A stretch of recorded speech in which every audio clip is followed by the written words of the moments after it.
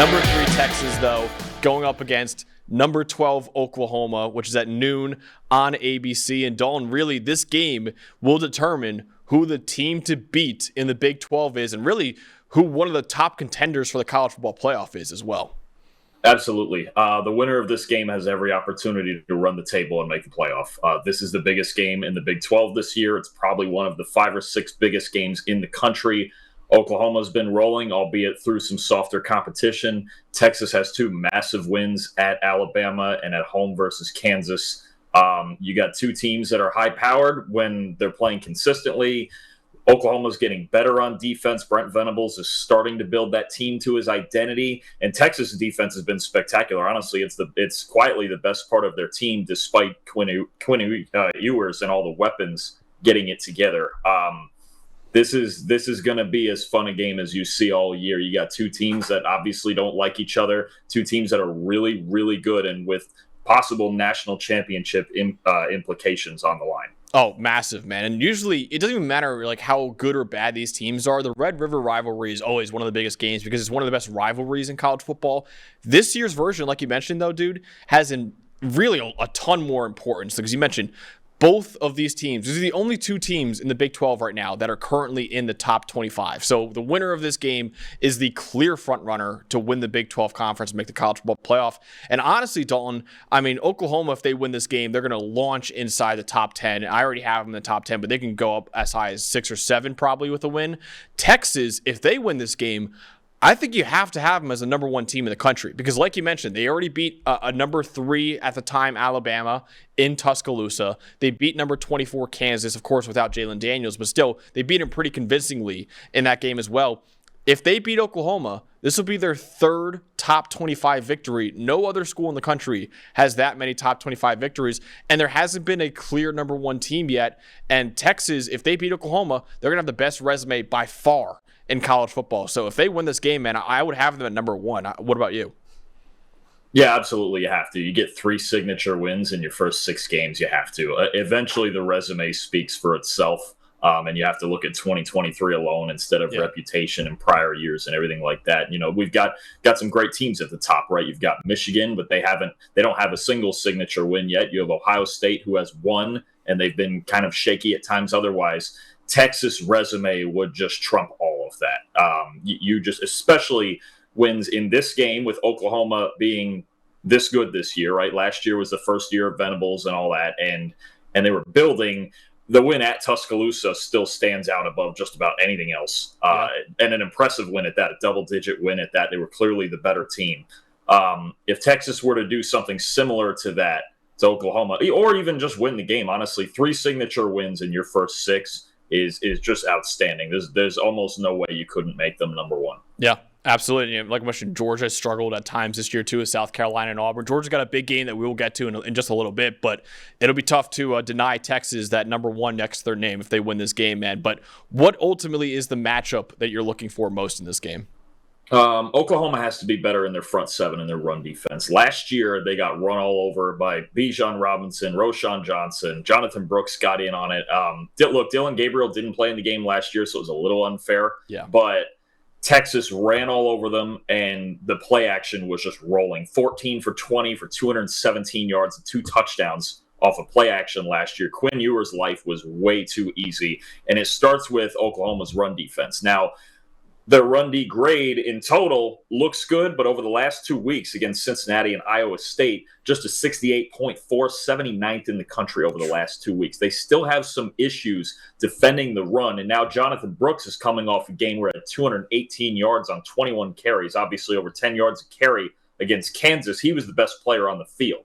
If Oklahoma can't somewhat stop the run, they have major issues with teams that run off tackle. They get outside zone, they run off tackle on them, and the play action game off of it. They could have major issues because last year they allowed Texas really to run the foundation of their offense. Run zone, run off tackle, get to action, make things easier for Ewers instead of asking him to drop back and sling the ball 40 to 45 times. If Texas has balance, they're incredibly dangerous, and Oklahoma has a lot of deep problems with off-tackle runs and crossers coming behind their linebackers off of it. They need their front 7 to step up in this game to be able to stay in it. Because last year, 49-0, even without Gabriel, is a lot to step up from last year for the rest of the team. Was it the worst deficit in the history of the rivalry? It might have. I believe think it so. was, yeah. Yeah, so you're coming. That's still a big gap to fill, and the way sometimes Venables runs his defense isn't conducive to teams, running right at them and stopping them. That's going to be priority number one, more than Ewers and Mitchell and Worthy and Whittington. All that, they need to stop Jonathan Brooks at the line of scrimmage, or they're going to have a lot of issues. Yeah, absolutely. And if they stop Jonathan Brooks, because like you mentioned before, they're actually right now Oklahoma leads the country in run defense grade, but like you mentioned, it hasn't been great in the last couple of weeks, and they've played a pretty easy schedule before this. So they kind of built that run defense grade in the easy games. But against a guy like Jonathan Brooks, man, you're going to have to bring it. So if Oklahoma does a good job stopping Jonathan Brooks, though, then all of a sudden, my biggest matchup is what Quinn Ewers is going to show up on Saturday, man. Because this guy has been a roller coaster the last couple years as Texas' starting quarterback. In his 2 games against Alabama, which over the last 2 years has the 3rd highest graded defense in the Power 5, in those 2 games against the Crimson Tide, he has a 90.6 passing grade. In all other games over the last 2 seasons, he has a 68.5 passing grade. That is a 22-point difference between going against Alabama when you should be struggling, when Alabama makes basically any other quarterback in the country look mortal or less than mortal against them. Quinn Ewers looks fantastic. In the easy games against Big 12 defenses, he struggles. So this is going to be a big matchup for him. And Oklahoma, last year, Ewers played really well. Had an 80.5 grade, was one of his best games of the season, probably, that Oklahoma game.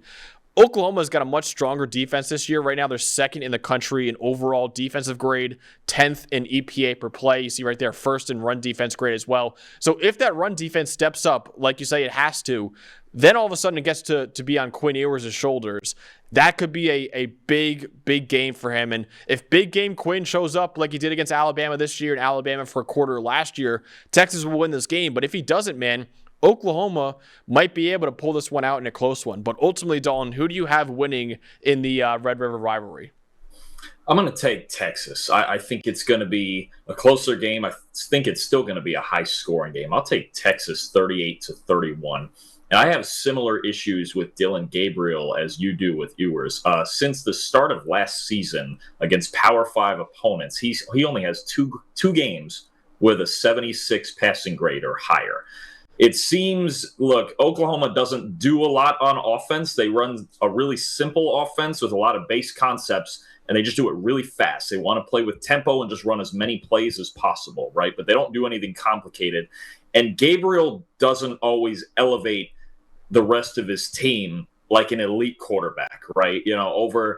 Over the last 2 weeks, he's got a 64.2 passing grade. So you get into the Big 12. They played Cincinnati and Iowa State, who are not near the best teams in the Big 12, and he's got a very mediocre passing grade. He runs the offense well, but he doesn't elevate it beyond that. And schematically, it really doesn't elevate itself beyond that. And I have a hard time believing the way Texas's defense is playing and forcing turnovers that if Gabriel doesn't have probably one of the best games of his career, Oklahoma's going to have to execute at a high level everywhere else to work around that.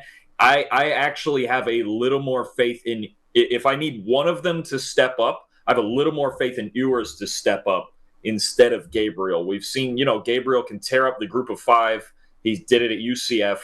He's done it at Oklahoma. We've seen him in the easier games, but the last 2 weeks, even in a game against Iowa State last week, where they scored 50 points, it wasn't as great a performance from Gabriel as you might think. Still 2 turnover-worthy plays in there, a passing grade in the 60s.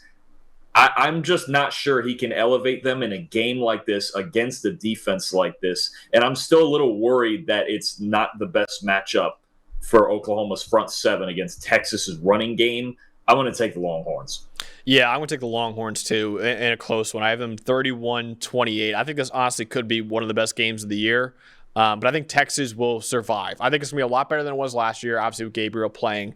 But I do think Texas will still come out on top in this game, man. And Listen, like we said before, Texas win this game. They are the number one team in the country. I think both you and I are going to have them at number one if they win this game after the week, no matter what happens in the other games. Because, like we said, that's 3 wins over top 25 teams. I mean, 3 of them. So nobody else has that many. So Texas absolutely deserves to be number one if they win this game. But I think it's going to be a really close game. I honestly, that's one of the hardest ones for me to pick.